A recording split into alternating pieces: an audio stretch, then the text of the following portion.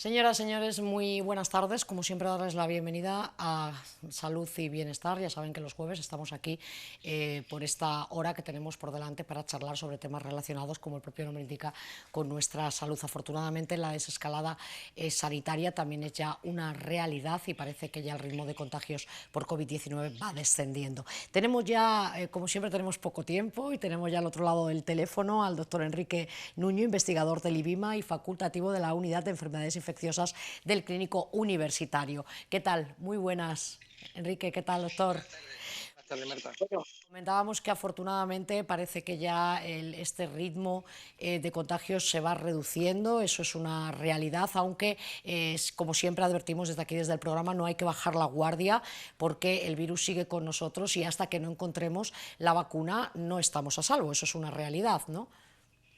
Efectivamente, eso es así. En la última semana ha habido una disminución importante del número de ingresos de pacientes con enfermedad por coronavirus, por COVID, pero sin embargo seguimos sin disponer de una vacuna y ni siquiera de un tratamiento eficaz. Y bueno, la mayor parte de la población es susceptible, como se ha visto en los estudios que se ha hecho de serología, de prevalencia.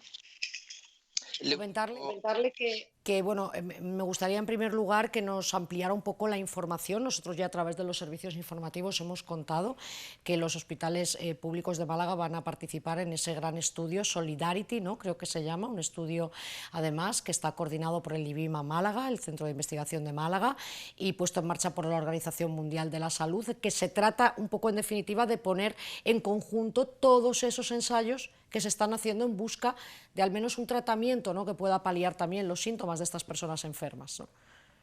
Efectivamente, el problema es que tanto en China como en Italia como en España, esta pandemia tan terrible ha sido tratada con fármacos de los que no sabíamos con seguridad cuál era la eficacia que tenían.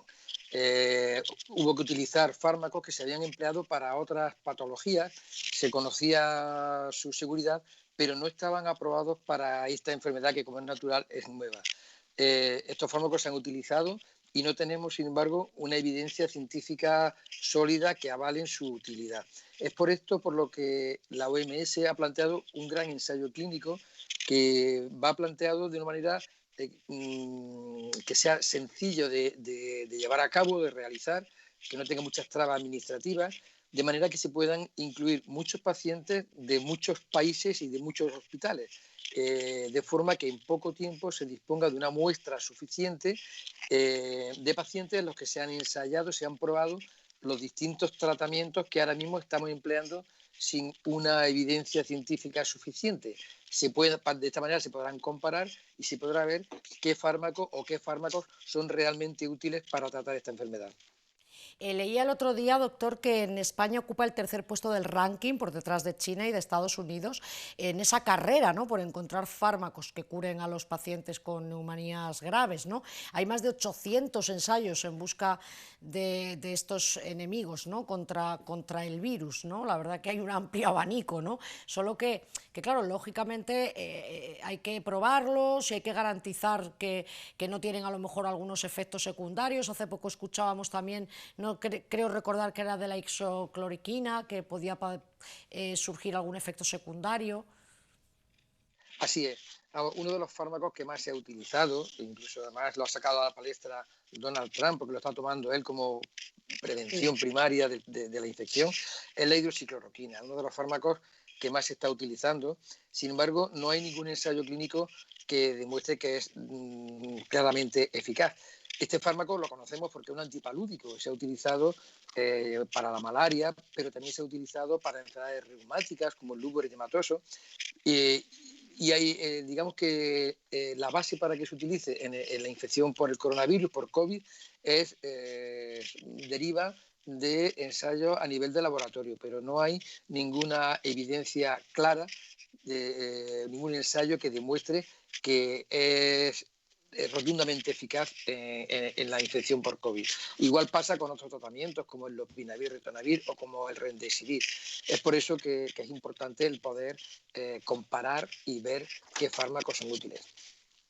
Ahí estamos viendo ya, veíamos primero imágenes del Centro de Investigación del IBIMA, estamos viendo ahí precisamente ahora al consejero de Presidencia, Elías Bendodo, en una visita, ¿no?, que hizo a uno de los hospitales, creo que fue el Hospital Costa del Sol, sobre todo pues para poner en valor esa apuesta por la investigación en Andalucía, ¿no?, con 12 ensayos pioneros, ¿no?, en este hospital.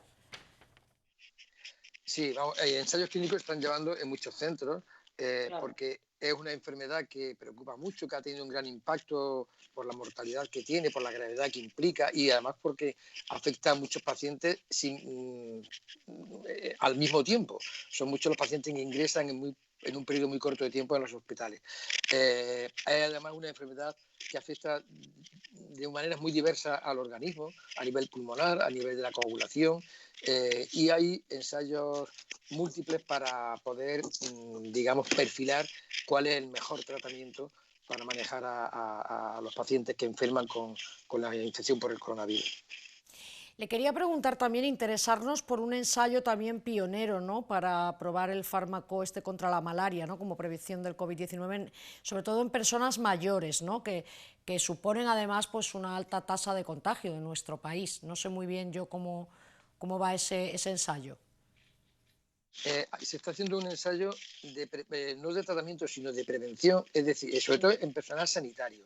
Se busca personas que puedan estar expuestas a sufrir una infección por coronavirus, habitualmente por motivos laborales, porque trabajen en urgencias, trabajen en plantas de hospitalización o porque sean trabajadores de otro tipo, empresas que puedan estar expuestas, pues fuerzas de seguridad, bomberos, etcétera. Y se está intentando comprobar si el administrarle hidroxicloroquina disminuye, digamos, el riesgo de que contraigan la enfermedad. Esa es otra de las líneas en las que se está trabajando también para ver si se puede prevenir con fármacos la exposición, además de los equipos de protección individual, como es natural. También mucho del ensayo clínico para evaluar el tratamiento con plasma de pacientes curados. ¿Qué nos puede contar sobre esto? Bueno, eso hay evidencia de momento muy escasa, o sea que se ha probado en series de pacientes, en series poco numerosas, habitualmente de pacientes graves, de pacientes que están en la UBI. Y se ha demostrado que mejoran.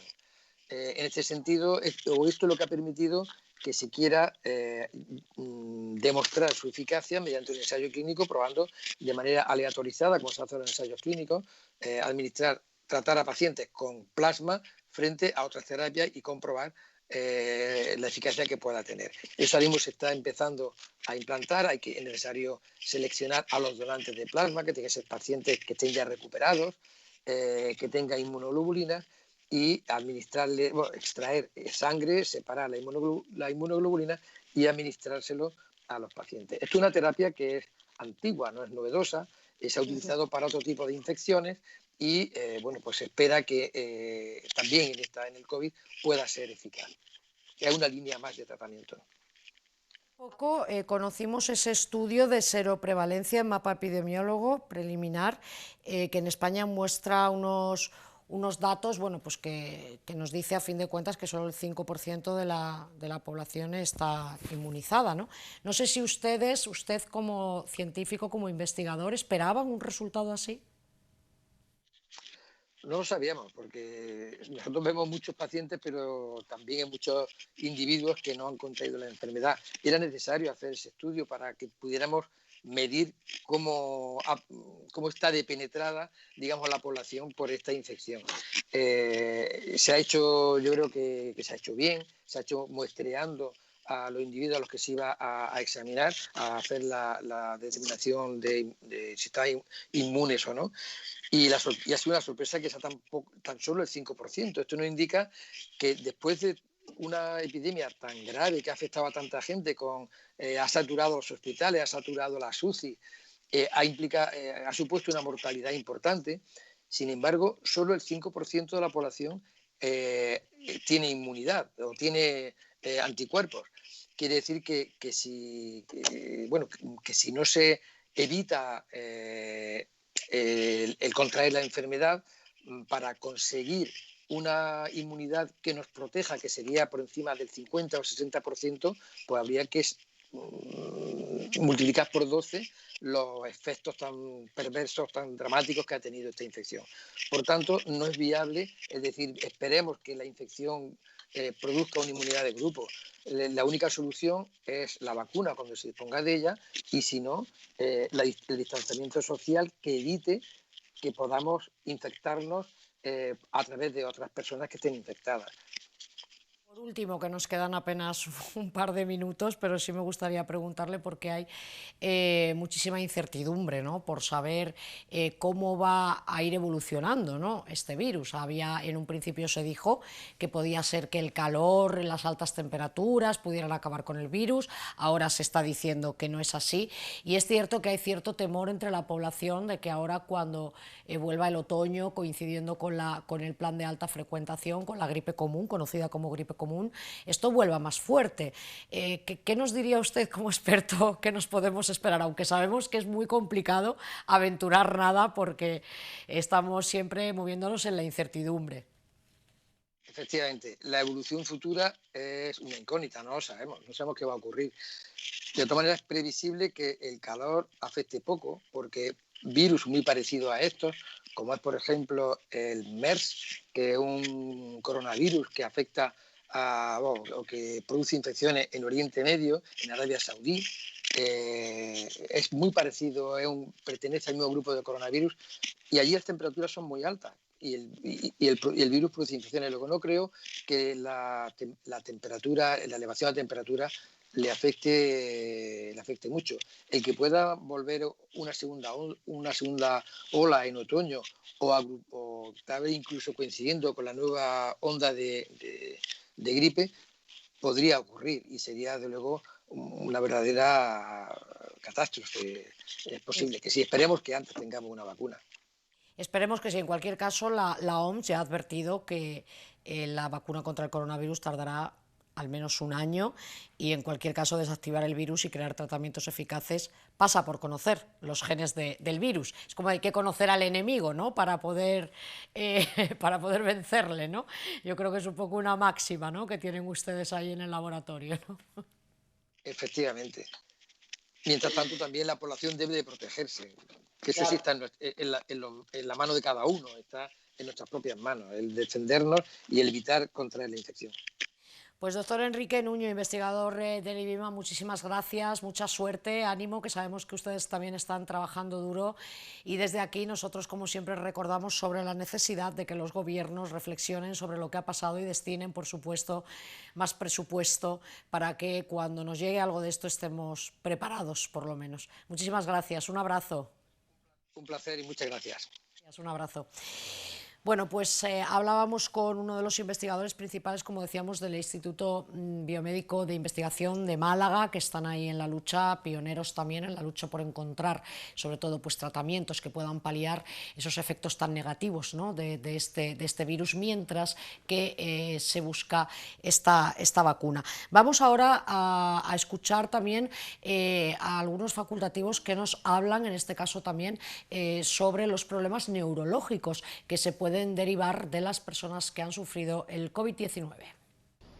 Bueno, pues se trata del primer proyecto coordinado propio de la Red de Investigación Clínica y Translacional NeuroReca, recientemente financiada por la Consejería de Salud y Familia de la Junta de Andalucía, y que integra 14 hospitales de toda la red sanitaria pública de Andalucía, y también integra a grupos de investigación básica o investigación preclínica, y algunos otros como de medicina regenerativa, el CABIMER de Sevilla, etc. Se trata de un conjunto de profesionales, todos relacionados con la investigación, desde la investigación básica hasta la investigación clínica, y desde este punto de vista consideramos que es un hito poder coordinar a todo este grupo de profesionales con el objetivo de conseguir los propósitos de nuestro proyecto.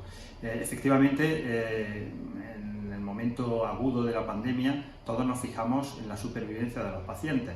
La pregunta es qué es lo que ocurre en el cerebro de nuestros pacientes cuando, una vez pasada esa fase aguda y se consideran supervivientes, han sufrido esa tormenta hiperinflamatoria que caracteriza a esta enfermedad.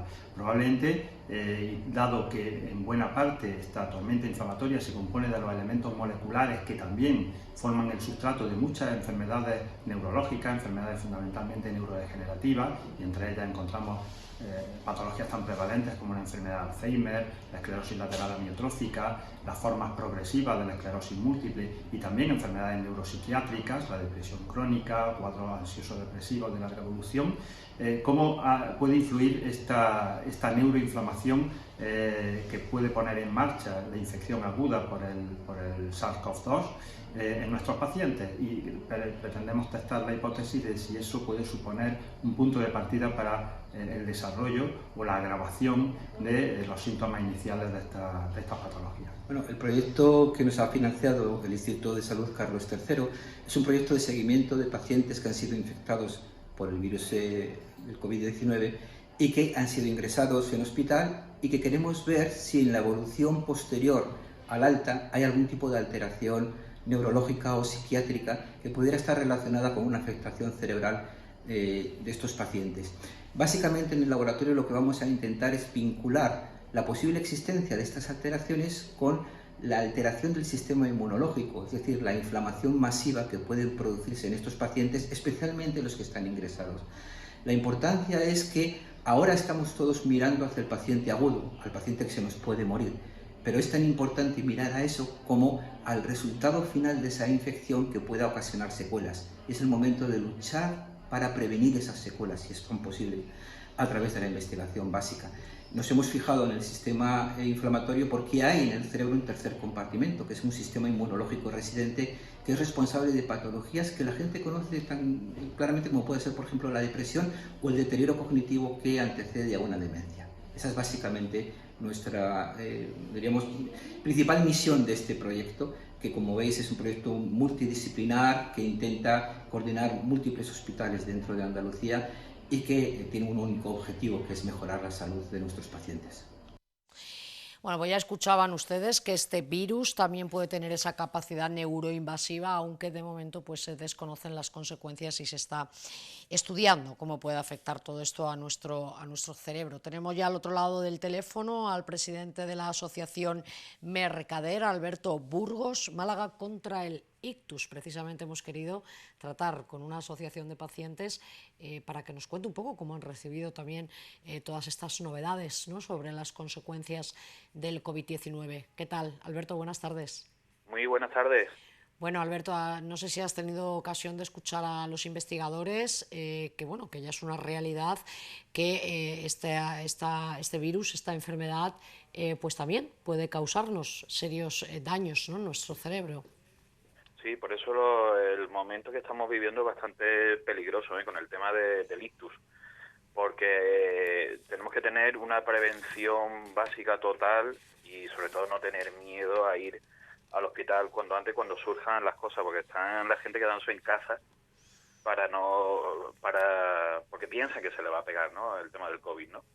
Y estas cosas hay que luchar mucho y correr cuanto antes posible mejor, ¿eh? Estamos viendo mientras charlamos unas imágenes que hemos rescatado de nuestro archivo. Comento esto porque, se ve precisamente, estáis desarrollando un taller y, lógicamente, pues está la gente sin mascarillas y sin guantes porque son anteriores a esta crisis, ¿vale? Pero sí hemos querido, mientras charlábamos contigo, poner un poco estas imágenes, porque es cierto que desde la asociación, pues también siempre nos gusta que cuando hablamos con vosotros por temas de actualidad nos recordéis un poco, ¿no?, digamos, las iniciativas que lleváis a cabo, ¿no? Claro, es que, ahora mismo, es evidente, ¿no?, que lo tenemos parado los talleres, pero ya empezamos el día 25 de mayo, este lunes, por medio de cita previa, por lo menos para los casos poder atenderlos individualmente, ¿no? Porque, claro, hay familias que nos están llamando que las personas que de ictus o incluso que le han dado de alta muy rápido, con el miedo al tema del virus, o que se han quedado en casa. Entonces necesitan esa labor, por lo menos de una asociación, de que le lleven por el camino adecuado, ¿no? A ver, porque están muy, muy perdidos, ¿eh?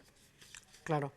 En cualquier caso, ya desde los diferentes centros hospitalarios, muchos doctores ya advirtieron, de hecho el otro día tuvimos ocasión también de hablar con el jefe médico del Hospital Vitas, Sanit, y nos decía que hay que acudir a urgencias, que cuando uno esté enfermo, note que le pasa algo extraño, un dolor crónico, no hay que dejarlo. Vamos a ver, que tampoco tenemos que tener miedo porque nos puede pasar algo más grave.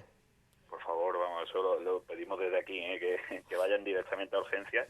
Es que tengo aquí unos datos que son bastante, vamos, el tema del ictus se ha reducido en esta época de pandemia un 30%, raro, que no que se reduzca un 30%. Y veo aquí infartos, vamos a ponernos en infartos, ¿no? La mayor tasa de disminución en Extremadura, un 85% se ha disminuido el infarto. Castilla-La Mancha un 67% y aquí en Andalucía un 56%. Eso no es normal, ¿no? Eso son que el miedo, ¿no? Entonces es verdad que el mensaje tiene que ser esto, acudir rápido a lo más mínimo, porque hay dos vías hospitalarias, evidentemente, vía para el COVID y una vía para las enfermedades que siguen pasando, ¿no? Además, una de las cosas también que se han puesto de manifiesto a través de las investigaciones que se están haciendo, porque claro, también para los investigadores, pues todas estas cosas, este virus no es que sea nuevo, porque es un virus que ya estaba con nosotros, pero bueno, en cualquier caso, esta epidemia que ha habido, si ha sido desde luego, nos ha pillado a todos con el paso cambiado, ¿no? Por lo visto, en una de las fases de la inflamación que provoca el virus en el cerebro, se pueden desencadenar como pequeños microictus, que en muchas ocasiones pasan desapercibidos porque se atienden antes pues los síntomas respiratorios agudos. Claro, que le forma el trombo, ¿no? Ahí, claro, es que son... Bueno, ahora me imagino que irán poco a poco sacando, ¿no?, todo el problema, pero veo que están atacando el tema del cerebro, que yo creo que eso es lo más importante para atacar, ¿no? El tema de los trombos, ¿no? Y sobre todo es fundamental las 4 primeras horas antes. Es fundamental actuar para poder solucionar esto, ¿no? Hay muchas pruebas sobre eso y hay que hacerlo, vamos, lo antes posible, ir a urgencias, ¿no? Bueno, en cualquier caso, desde la Sociedad Española de Neurología, viendo ya que algunos pacientes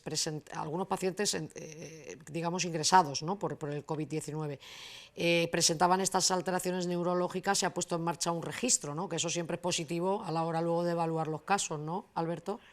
Claro, porque llegará en el momento que ya tienes un listado, bueno, es mucho más fácil trabajar, sobre todo vía médico, ¿no? A ver en la comparativa y en todo, a ver cómo puedes solucionar, ¿no?, ese tipo de urgencias en el momento que entre, ¿no? Cuando todos tienen un tipo de características, pues mucho más fácil, ¿no?, atajar el problema. En cualquier caso, todavía es pronto para hablar de qué consecuencias traerán estos daños neurológicos o pequeños microictus. Todavía no está muy claro, es algo que está en estudio, pero imagino que tú a través de la asociación habrás recibido muchísimas consultas, ¿no?, de personas preocupadas que no saben hasta qué punto les puede influir, ¿no?, el haber pasado por este daño cerebral, si ahora se contagian de COVID-19 puede pasarles algo, no lo sé, te pregunto. Claro, sí, vamos, esas son las llamadas ahora mismo, ¿no? Todos, evidentemente, con mucha precaución, están en casa cuidando, y nosotros desde la asociación también le estamos dando mucha cobertura el tema de la seguridad, ¿no? Le estamos proporcionando muchas mascarillas, muchas cosas, lo lógico, ¿no?, para el día a día, para que estén muy protegidos, nada más que por el miedo que tienen, ¿no? Y a partir de ahí lo que estamos intentando, darle información en el día a día de todo para que estén sobre todo más tranquilos, porque sobre todo si ya te pones alterado y no está bien, es mucho peor, ¿no? Entonces lo que intentamos con nosotros es darle seguridad y todo lo que vaya saliendo día a día de novedades, informando, ¿no? Oye, Alberto, nos quedan nada más que un par de minutos, pero por favor recuérdanos un poco pues la importancia, algunos consejos básicos para prevenir el ictus y bueno, pues en caso de padecerlo, pues que hay gente que para ayudar, para hacer esa rehabilitación tan importante, asociaciones como la vuestra, ¿no? Sí, pues mismo. Es uno de fundamental hacer un poquito de andar siempre viene muy bien. Son consejos básicos la vida diaria, pero es verdad que hay que mantenerlo, ¿no? Y sobre eso te quita en un porciento alto, un 80% más o menos, de no sufrir el ictus, ¿no? Nosotros, pues después de estamos ahí, lo que hacemos nosotros es asesorar, ayudar, le estamos dando la rehabilitación, le estamos ayudando con logopedia, con todos los servicios básicos que necesitan después de, porque claro, después cuesta eso muchísimo dinero la rehabilitación y no todos pueden tenerla, ¿no? Entonces, pues bueno, humildemente nosotros podemos echar una manita, ¿no? Pues un abrazo muy fuerte, Alberto Burgos, presidente de Asociación Mercader Málaga contra el ictus. Importantísimo también estos últimos datos que nos advierten de esos daños neurológicos que puede hacer este virus, ¿no? Hay que estar también pendiente, pero a fin de cuentas pues ya están los especialistas muy pendientes, ¿no? Para ir haciendo un conteo de esas personas que presenten este tipo de dolencias. Un abrazo, gracias, hasta luego, cuídate. Un abrazo, gracias, hasta luego. Bueno, vamos a charlar ahora con el doctor Salvador Oña, coordinador de la Unidad de Tabaquismo de la Asociación Española contra el Cáncer, porque además el día 31 de mayo se celebra el Día Mundial sin Tabaco. ¿Qué tal, Salvador? Buenas tardes. ¿Qué tal? Buenas tardes, Marta. Buenas tardes, doctor Oña. Bueno, comentábamos que dentro de nada se celebra el Día Mundial sin Tabaco. Es una buena fecha como otra cualquiera, ¿no? Para dar ese primer paso y quitarse de esta adicción, ¿no? Pues sin duda, el Día Mundial sin Tabaco, que desde el año 2002 se viene realizando, constituye en todo caso un motivo de reflexión acerca de la práctica innecesaria de fumar. Y especialmente en este año se centra en un grave problema que tenemos, que es justamente la población más joven, aquella que de una manera, digamos, sin pleno conocimiento, pues se ve incorporado al consumo regular de tabaco y si desarrolla enfermedad adictiva, le espera una larga vida como fumador. Porque no sé muy bien si, bueno, estamos hablando, ¿no?, también sobre las consecuencias, ¿no?, que ha traído esta grave crisis sanitaria, ¿no?, del COVID-19. No sé muy bien, quizás es pronto, ¿no?, para saberlo, si durante estos meses de confinamiento ha habido personas que a lo mejor han rebajado su nivel de estrés y han aprovechado para dejar el hábito del cigarrillo, o por el contrario, no sé, por la experiencia, que sabemos que tiene muchísima experiencia al frente de la unidad de tabaquismo, ha habido personas que les ha servido como excusa, ¿no?, para incluso fumar más, ¿no?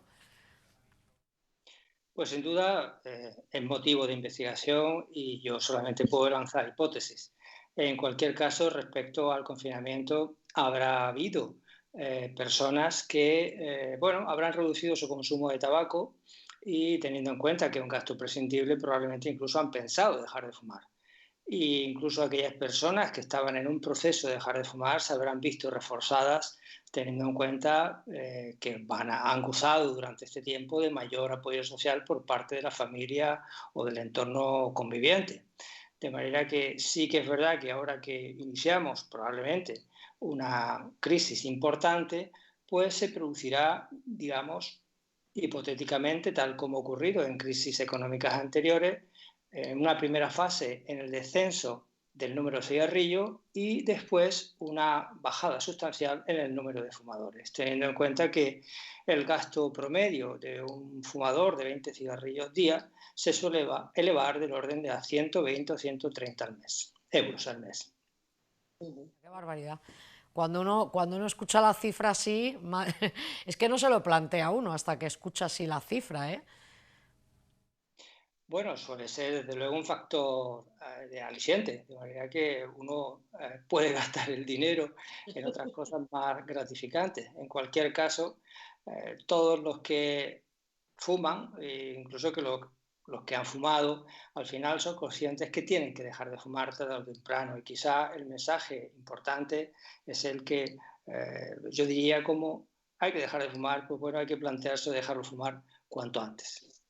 Doctor Oña, ¿no cree que el temor también con esta grave neumonía, ¿no?, bueno, pues que ha producido además el fallecimiento de muchísimas personas, ¿no?, en todo el mundo, habrá personas que también digan, bueno, madre mía, si yo cuando fumo me asfixio, tengo los pulmones, porque lógicamente tiene un daño también en nuestra salud, ¿no?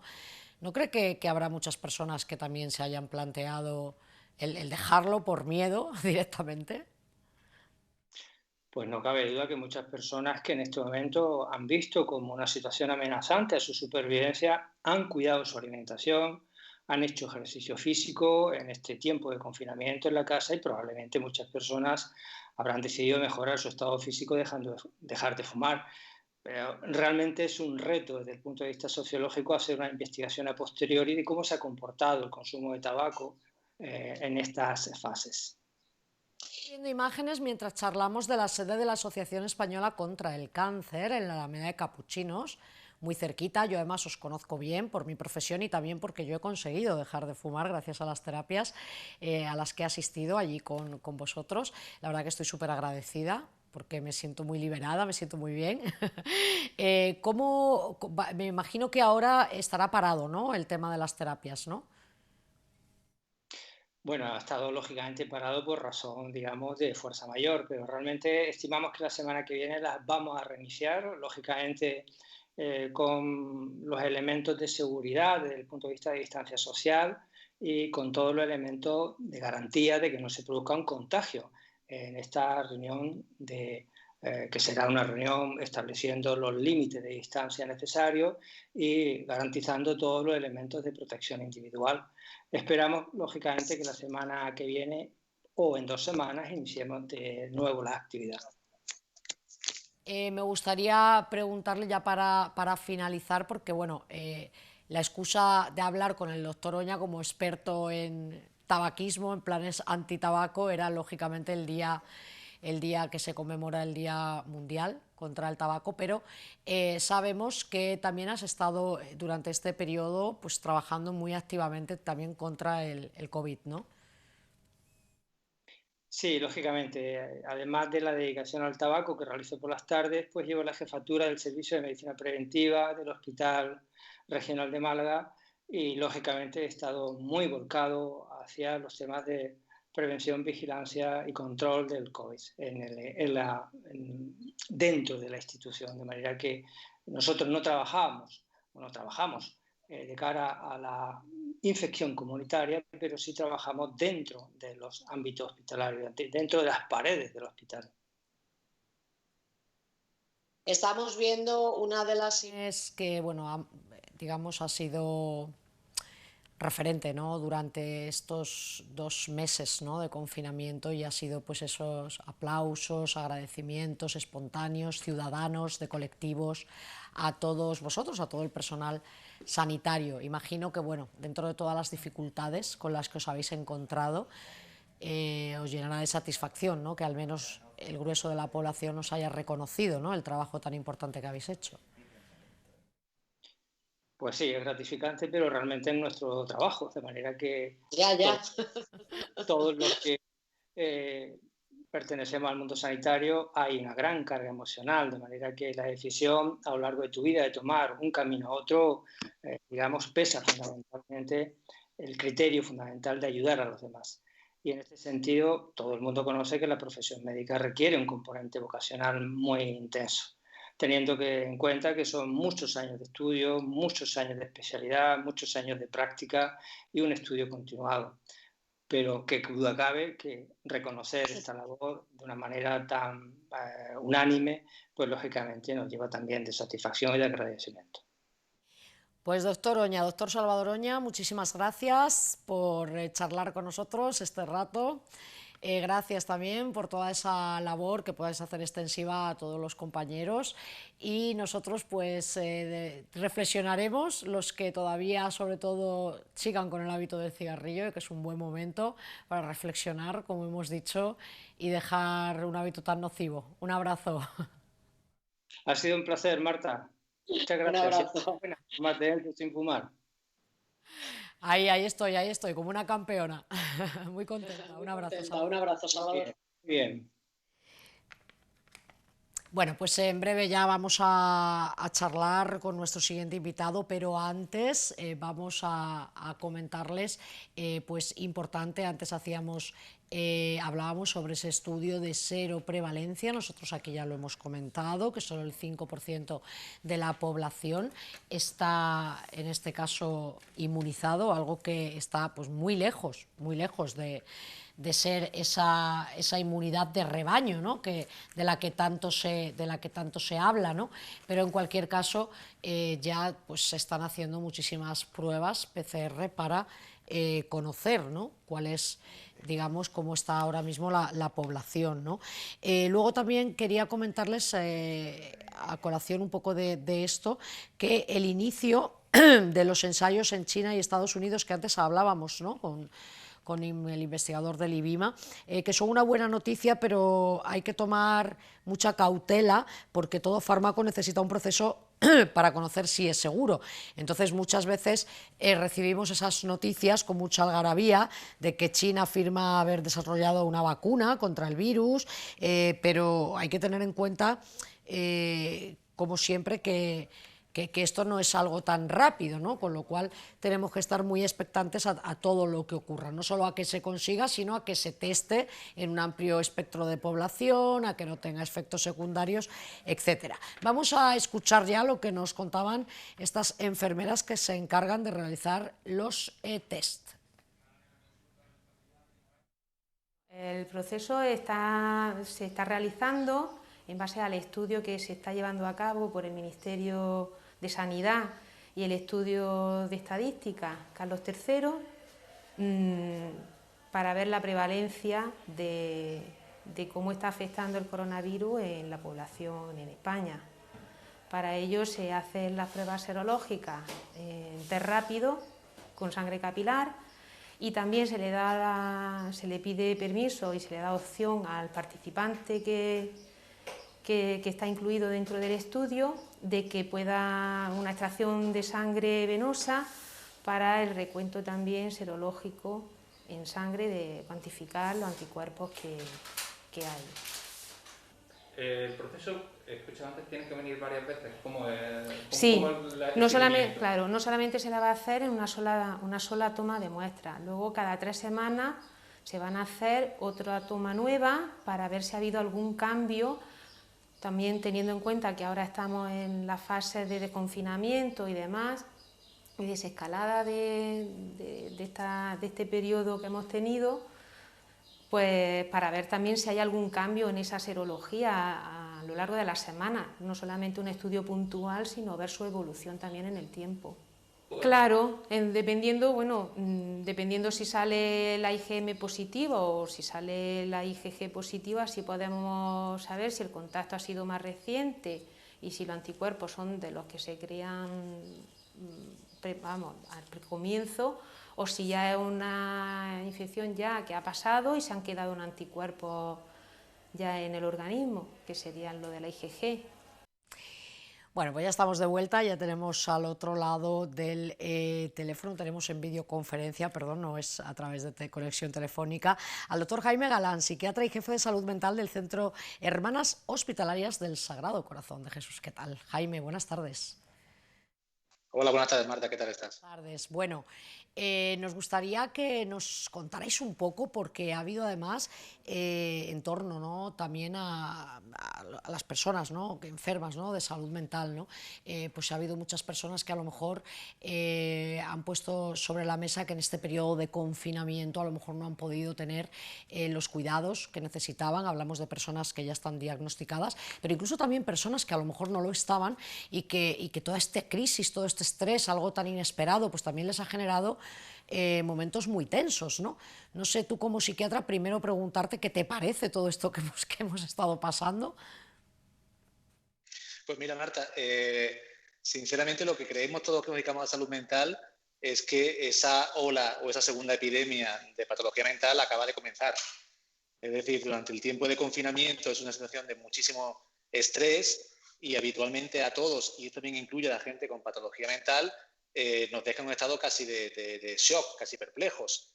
Y cuando la situación empieza digamos, a normalizarse, o ese estrés tan intenso empieza a bajar, es cuando más aparecen nuestras expresiones y cuando más aparece la patología mental.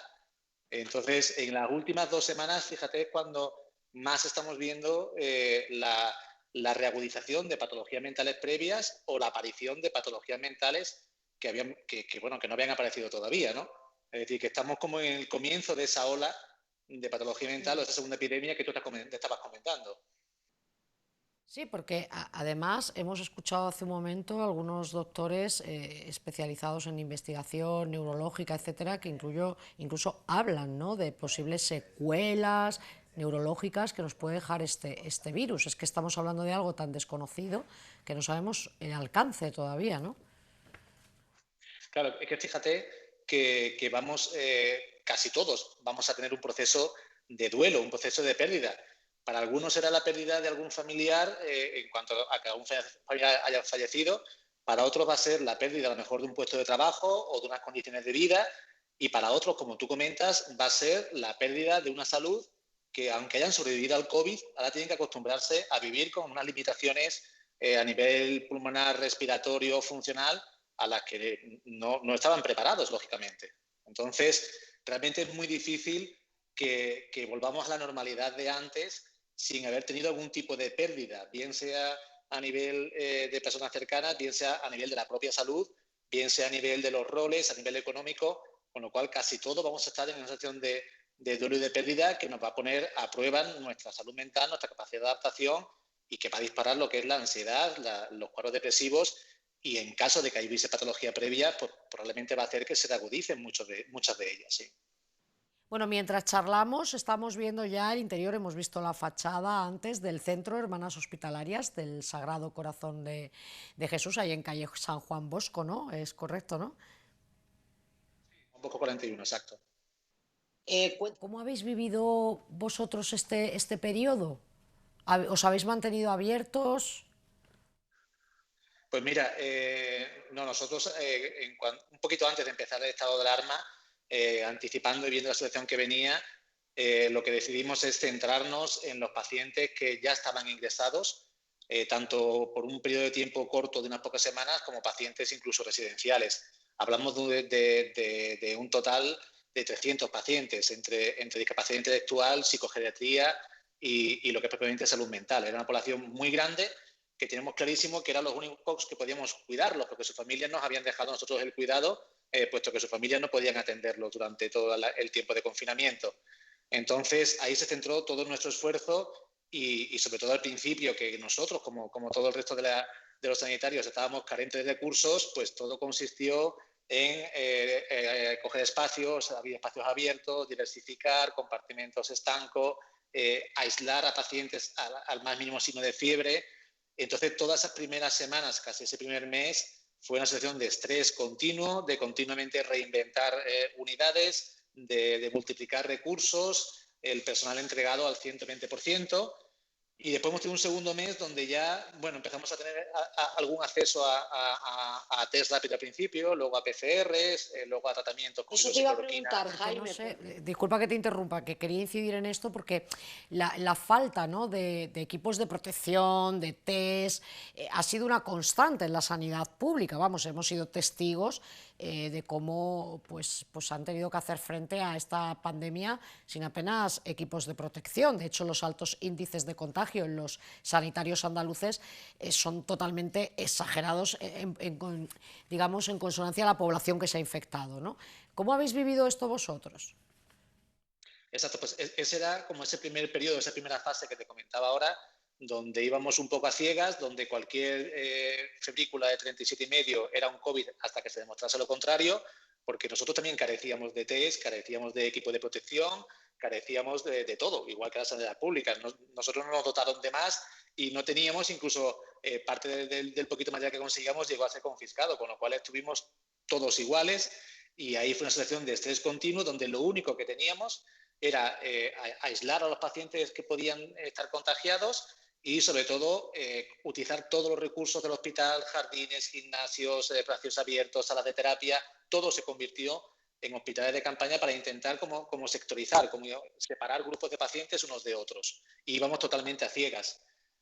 Al final, gracias a Dios, ha funcionado porque la prevalencia de la enfermedad es bajísima, hemos tenido muy poquitos infectados y todo ese esfuerzo parece que mereció la pena, pero en esa primera fase, Marta, como tú decías, iban a ciegas todos y nosotros estábamos en ese grupo de que íbamos a ciegas y carentes de recursos de cualquier tipo. Teníamos las mascarillas reutilizándolas más allá de lo que se podía, pero es que no teníamos otra cosa tampoco. Claro. En cualquier caso, sí habéis logrado pues aislar a esos pacientes que creo, por lo que me has comentado antes, que no ha habido muchos, ¿no?, positivos, pero que sí habéis conseguido controlar, ¿no?, el tema, ¿no? Algo complicado, ¿no?, como hemos visto también en algunas residencias de mayores que desgraciadamente pues no se ha podido controlar, ¿no? Claro, exacto. Nosotros entre salud mental y discapacidad tenemos 200 pacientes y solo hemos tenido 5 casos que ahora hemos podido comprobarlos con PCR que fueron casos y ninguno de ellos fue sintomático. Entonces, todo era prevenir porque, te decía, ahora podíamos saber que eran casos. Antes no podíamos diferenciar los que eran casos de los que no sabíamos cuánto íbamos a tener. Entonces, en aquel momento, todo había que intentar tratarlo como si lo fuera por si acaso. Y efectivamente, como tú dices, Marta, pues parece que funcionó porque solamente 5 casos asintomáticos nos hace pensar que todo aquel esfuerzo pues realmente mereció la pena y conseguimos proteger a esa población. Después ha venido una segunda fase, digamos, que han sido las últimas semanas, 3-4 semanas, donde ya sí hemos empezado a tener algunas EPIs más, los equipos de protección de los sanitarios, hemos empezado a tener acceso a las PCR, hemos empezado a tener acceso a los test rápidos y entonces ya ha consistido un poco en consolidar todo ese esfuerzo que hemos hecho antes, pero ya con algo más de recursos y prepararnos para vivir esta nueva época que no sabemos cuánto va a durar, que va a consistir en que vamos a tener que convivir con el virus. Y es donde estamos ahora. ¿Cómo vamos a convivir con el virus? Siguiendo la protección de nuestros pacientes, pero claro, ya no puede ser una situación excepcional que dure meses. Tenemos que empezar a tener unas nuevas rutinas y en eso es lo que estamos ahora centrados, ¿no?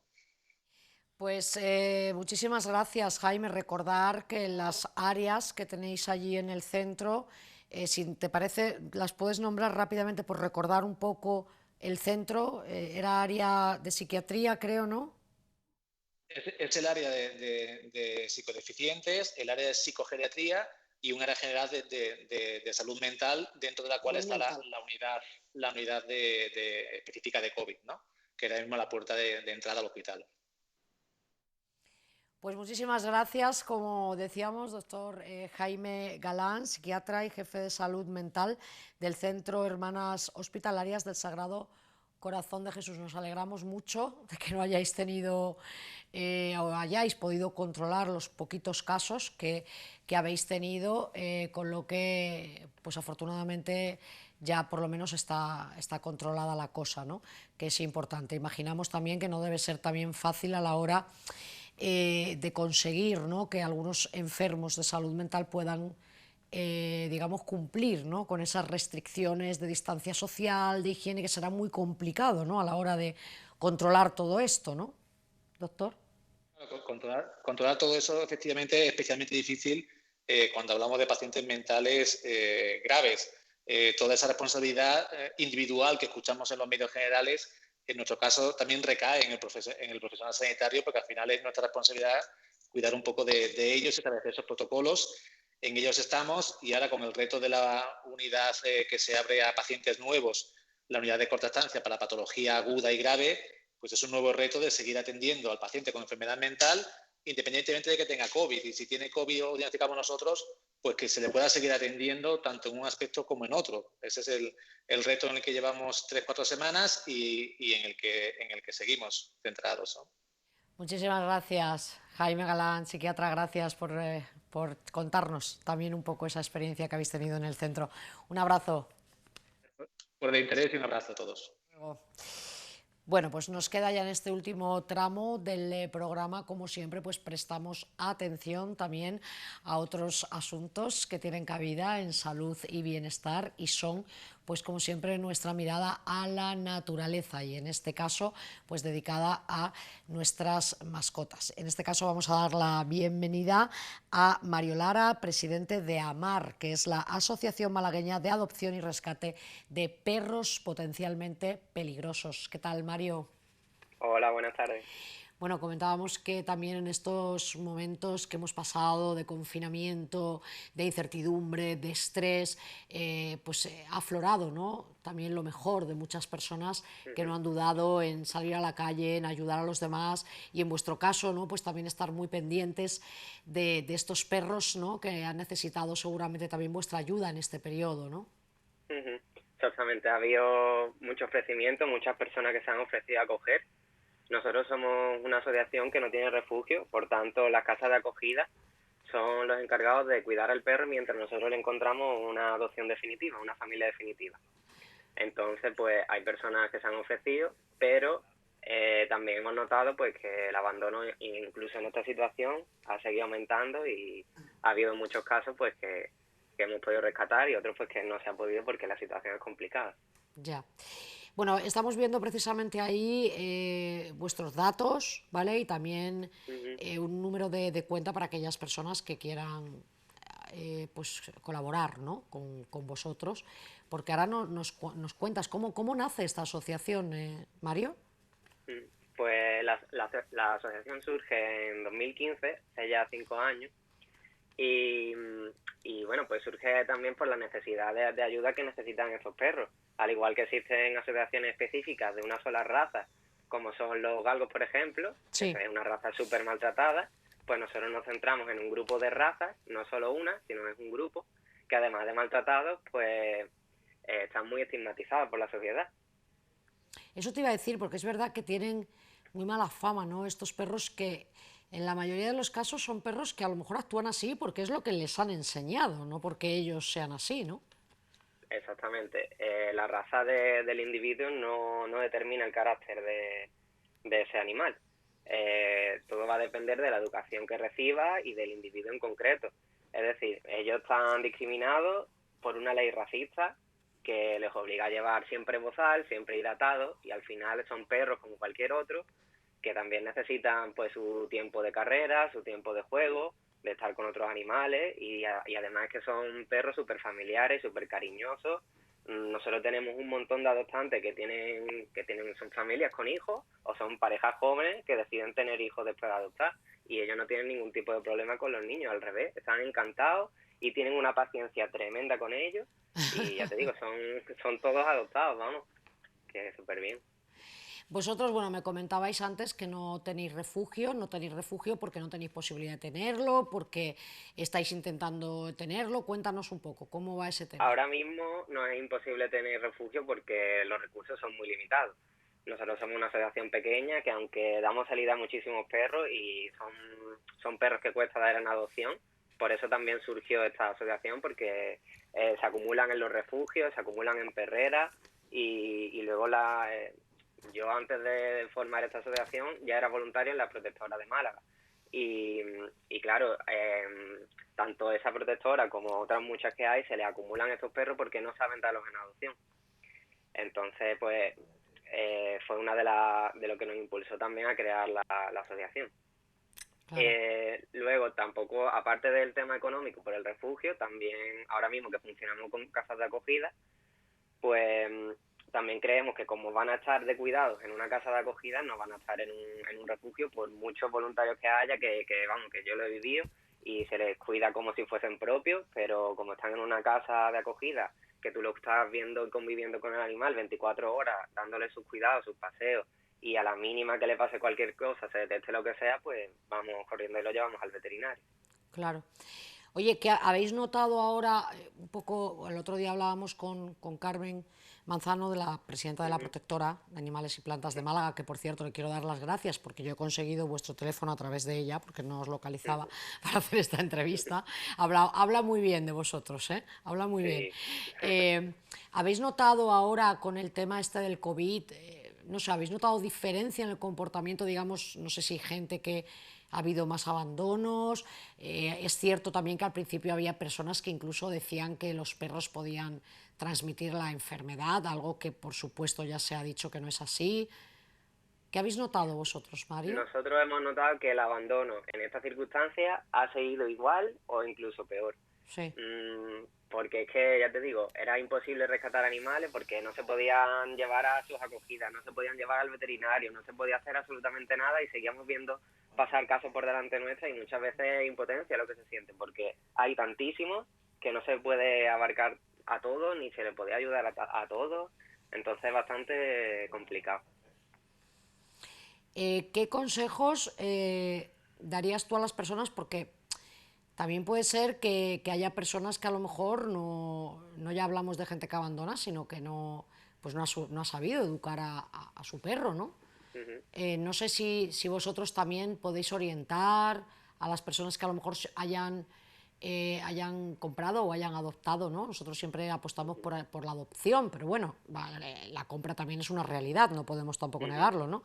Entonces, que a lo mejor pues hayan comprado porque les ha gustado este tipo de perros y no sepan muy bien educarlo, ¿qué pueden hacer? Pues ya sea compra o sea adopción, nosotros siempre recomendamos que, pues claro, que se adopte porque hay muchos que lo necesitan.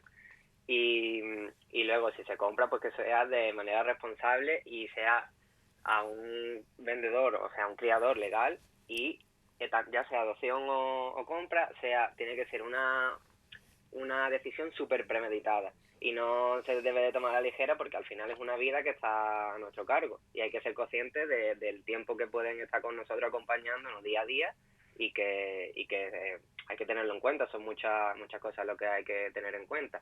Y luego cuando un perro se pone enfermo, lo mínimo que sea, vamos corriendo al veterinario, si se rompe una pata, si empieza a vomitar, yo qué sé, cualquier cosa, vamos corriendo al veterinario. Cuando hay un problema de conducta o algún problema de socialización que no podemos corregir por nosotros mismos, pues lo que hay que hacer es acudir a un profesional, igual que hacemos con la salud con el veterinario. Ante un problema de conducta, que nos puede ayudar es un educador, un etólogo o un adiestrador que nos diga las pautas correctas que hay que seguir para resolver el problema cuanto antes y de manera eficaz. También es algo que muchas veces se olvida, pero es importante, es atender a la salud mental de los perros y solucionarlo cuanto antes. Pues mira, ahora estamos viendo precisamente imágenes de la protectora y recordamos también que después de este confinamiento hay que tener paciencia porque es cierto que de estar 2 meses en casa, ahora a salir a trabajar, pues nuestro perro nos puede echar de menos y puede comportarse pues un poco de otra manera, puede cambiar un poquito el carácter, pues a lo mejor más como un cachorro y tenemos que tener paciencia porque necesita él adaptarse a la nueva situación. Mario, muchísimas gracias. Mario Lara, presidente de AMAR, esta ONG malagueña que lucha por el cuidado, la adopción de los PPP, conocidos como PPP, perros potencialmente peligrosos. Un abrazo y espero que pronto podáis venir a visitarnos con alguno de vuestros perritos, ¿vale? Vale, muchas gracias y muchas gracias a todos por darnos la oportunidad. Gracias a vosotros por la labor que hacéis. Nosotros nos vamos con imágenes del lince ombu, ahí lo tenéis, me encanta, es sin duda uno de los ejemplares más bonitos de nuestra Andalucía, rescatado, librado en Doñana.